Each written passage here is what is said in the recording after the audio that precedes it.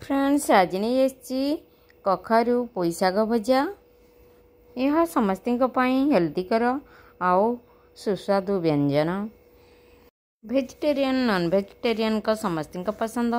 यह पखाड़े बा गरम जो खाइले बहुत स्वादिष्ट लगी थाए।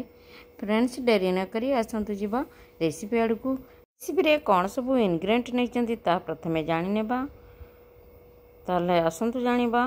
हेलो फ्रेंड्स नमस्कार, मु विद्युत प्रभा विदु विधान कुकिंग चैनल रु आपण मानकु स्वागत करुच्ची। आज आपण मानक पई नहीं आसी कखारू देई पोई शाग भजा। फ्रेंड्स एठारे देखंतु पोई शाग आमे प्रथमे धोई परिष्कार कर नैछंती। एबे तार पानी छाणी हो जाइछि। एबे चलंतु एहाकू साइज करी आमे छोट छोट पीस करी काटी नेबा। पोई शाग देई कखारू देई भाजिथिले बहुत टेस्ट लगी थाए। पोई शाग एमिति एक शाग जेकोसी शाग को पकाइले ये सॉफ्ट कर दी थाए आउ टेस्ट मध्य बहुत भल होई थाए। आउ एथिरे प्रचुर परिमाण रे आयरन भरपूर मात्रा रे थाए। आम रक्त रे हिमोग्लोबिन बढ़ाइबारे सहायता करथाए। फ्रेंड्स मोर वीडियो को मूलरू शेष पर्यंत देखा अनुरोध, स्किप करिवे नहीं। आउ मोर वीडियो रे नुआ होइतले प्लीज गोटे सब्सक्राइब करिवे, साइड रे बेल आइकन को प्रेस कर देबे। जेमिति मोर नुआ वीडियो अपलोड हबो आपण मानको तुरंत नोटिफिकेशन मिल परिबो। फ्रेंड्स जो माने वेजिटेरियन से मानक पई बहुत भल, आउ जो माने नॉन वेजिटेरियन से माने भी ए शाग हफ्तारे थरे खाइबा दरकार, जहाँकि आम शरीर को बहुत उपकार करथाए। फ्रेंड्स यह पखाल सहित खाइले भाजिकी बहुत भल लगी थाए। फ्रेंड्स एटार देखंतु कथा कहू कहू आमरे शाग कटा भी बहुत सुंदर भाव में हो गला। एबे चलंतु आमे कखारू को धोई नैछंती। एबे ताहाकू छोट छोट पीस करी काटी नेबा। फ्रेंड्स कखारू तो जानिथिबे आर स्वाद केते बढ़िया।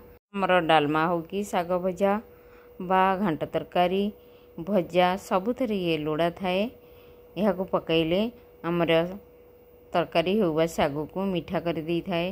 तेणुकरी यार स्वाद बड़ नियारा। आउ आमे पोई शाग पकाइले यार स्वाद दुई गुणा कर दी थाए। देखंतु एमती करी आमे बोइती कखारू मध्य काटी नेले। एबे चलंतु आमे गोटे फाड़ा प्याज को काटी छोट छोट पीस कर नेबा। आमर एबे पियाज कटा हो गला। एबे चलंतु आमे 3 रु 4टा कंचा लंका को छोट छोट पीस कर नेबा। फ्रेंड्स एठियारे आमर कंचा लंका कटा हो गला। एबे चलंतु आमे किछि रसुण रो चोपा छड़ाई याक मध्य छोट छोट पीस करी काटी नेबा। फ्रेंड्स प्रथमे आमे सामग्री को एकाठी कर नेबा, तापरे आमे भजा प्रोसेस करिबा। आउ रसुण सागर जानिथिबे समस्ते पकाई थांती। यार स्वाद सागरे बड़ नियारा। आउ समस्ते लोड़ा करी थांती याकू पकाइबा पई सागरे। याकू किए साग भाजी सारला परे पकाई थांती, किए प्रथमरु पकाई थांती। जेमिति पकाइले मध्य यार टेस्ट बहुत बढ़िया होई थाए। फ्रेंड्स एबे हमर इनग्रेडिएंट जोगाड़ कर नेले। एबे चलंतु आमे साग भाजीबा। प्रथमे कढ़ाई गरम करी सोरिष तेल 2 चमच पकाई नेबा। फ्रेंड्स आम ओडिया मानकर सोरिष तेल रे जेकोसी रंधा बहुत स्वादिष्ट करथाए। तेणुकरी मुझे सोरिष तेल पकाइली। एबे आमर तेल गरम हो आसलानी। एबे चलंतु कला जीरा आधा चामच रु कम ऐड करिबा। एहा परे आमे ऐड करिबा जीरा आधा चामच रु कम।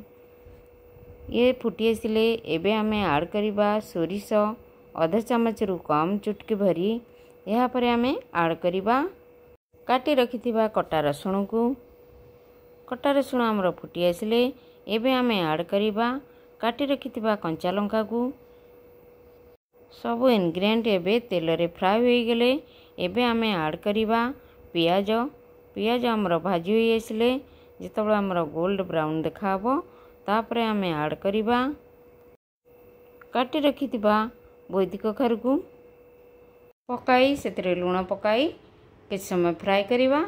फ्राई हो गले एबे आमे पोई शाग काटी रखिथिले याकू एबे आमे पकाई नेबा। फ्रेंड्स देखंतु हमर शाग केते ग्रीनरी देखाउची, हमर आखी को भी मध्य बढ़िया लागुची। आजिकली ग्रीन वेजिटेबल मिलुनी सेमती खाइया पई सहर मानकरे। एबे आमे ढांकी नेबा किछ समय सिझिबा पई। 5 मिनिट ପାଇଁ 5 मिनिट ହୋଇଗଲେ ଆମେ ढांकुणी खोली देखिबा हमर साग होईछि कि नाही।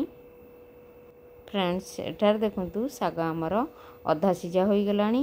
एबे हमें आउ थरे खुला करिकि याकू भले से फ्राई करिबा।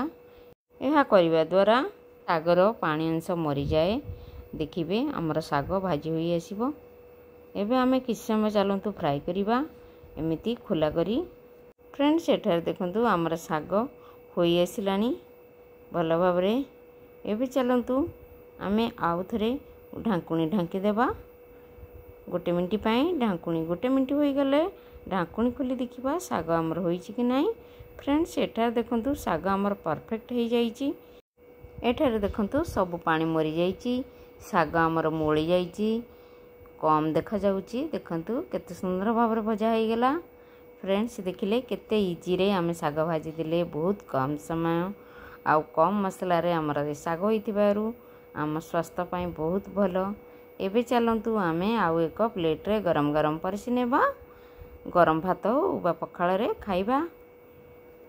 फ्रेंड्स आज रेसिपी आपण मानु केमिति लागला प्लीज भल लागितले गोटे कमेंट करंतु लाइक करंतु आउ मोर वीडियो को शेयर करंतु। शेष रे मोर चैनल को गोटे सब्सक्राइब करंतु साइड रे बेल आइकन को प्रेस करंतु जेमिति मोर नुआ रेसिपी अपलोड हबा आपण मानु तुरंत नोटिफिकेशन मिल परिबो। फ्रेंड्स मोर रेसिपी को मन भरी देखुचंती मु आपण मानु को जानि पारुची देखुचंती व्यूज बढ़ुची किंतु लाइक आउ कमेंट आसु नाही। प्लीज लाइक कमेंट करिवे। रेसिपी को देखिला परे लाइक कमेंट करिया भूली जाउचंती। प्लीज मन रे रखिबे लाइक कमेंट कले मो पाई बहुत सपोर्ट मिलिबो।